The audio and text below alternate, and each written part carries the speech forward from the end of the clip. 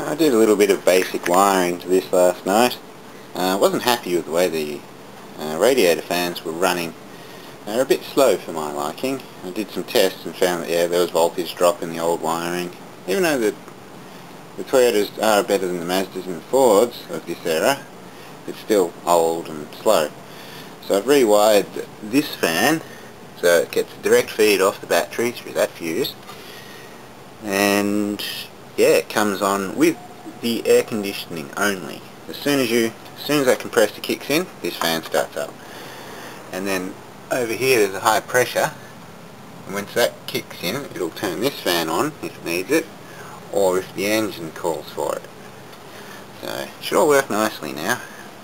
And this one should be faster now too, because this one's not running off the circuitry. But I ran it out of fuel. So now I just put 15 litres in it and I have to try and start it. Now let's see what happens. Don't know if this battery's got enough kick, but last night it stopped, so it might start again under choke.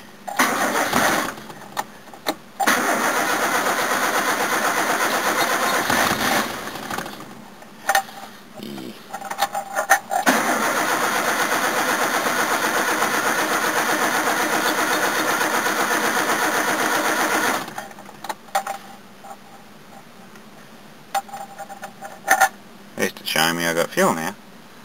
The fuel light definitely does not work. Something wrong in the tank.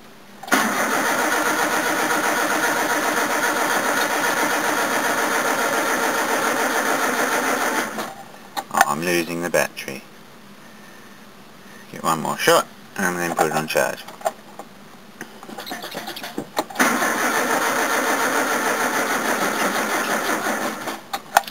Charge. I'm impatient. I've given it 30 seconds. At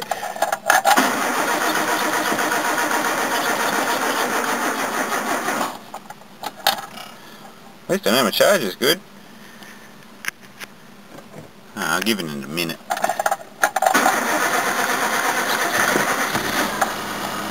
Beautiful.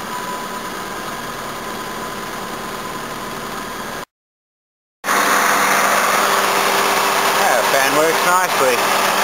There's the relay. I bought a new one for it today because that was just the one I had in stock with the resistor.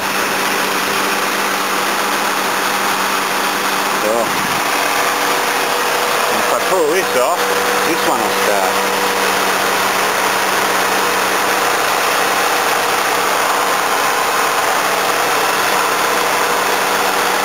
You don't need that one on.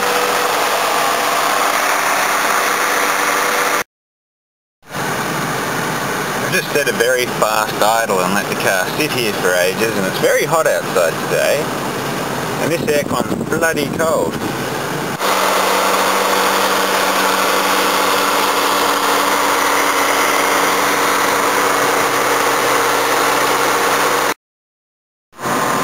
Now, I've been running for quite a while now. It's absolutely freezing in here, it's lovely, and the engine temperature's just under half, so that's perfect. The engine's not even wanting fans. It's the first time I've really driven this car. I've got a registration permit on it. And it happens to be raining and very hot. And I need new wipes, of course.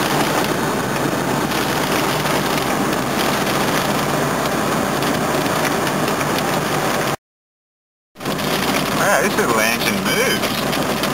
I've got to put the steering wheel on straight. It's got some power. Not bad for a little toy cylinder with the aircon on. It's like the engine I gave Ed off its head. I won't push this one too hard though, don't want to pop the aircon.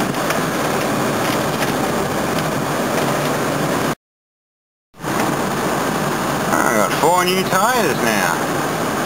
Drives quite nicely. I ran out of time to do the last experiment with the other ones, but oh well. At least I got one experiment done. Oh, I stopped for some fuel. All's good. Temperature's still perfect. These things, get up to about 3/4 before it wants fans. There's a decent thunderstorm going on outside too. all hot and muggy.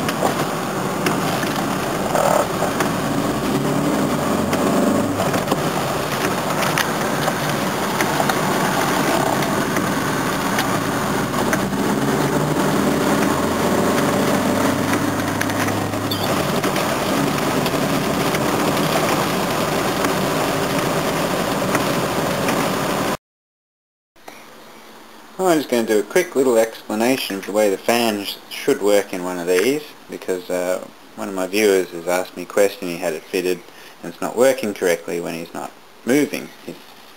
The valve in the charcoal canister's making noise now. But the way they're supposed to work, you turn the air conditioning on, both fans are supposed to go on low, and then when either the engine here calls for extra cooling, both fans will go on high, or there's a high pressure on the switch on the high side line that plugs in just here, that white plug. Now if that calls, both fans will go on high as well. Now from what the viewer is telling me, it sounds like this isn't connected up, because he says the fans only go to high when the engine gets to 3/4, and that's when this will call for fans, because that's normal for one of these. The way I've wired this one up is because the wiring wasn't happy with the way it was working. Now this fan directly runs off the compressor through this fuse and relay, so as soon as you turn the aircon on, this fan goes on high and this one stays off until either the high side switch calls for fan, or if the engine needs fan, and then both go on high. But they go much faster now with this wiring. It goes about 20% faster than it was going on high before. But that's how it should work, and it sounds like that's his problem over there. That's not connected up. So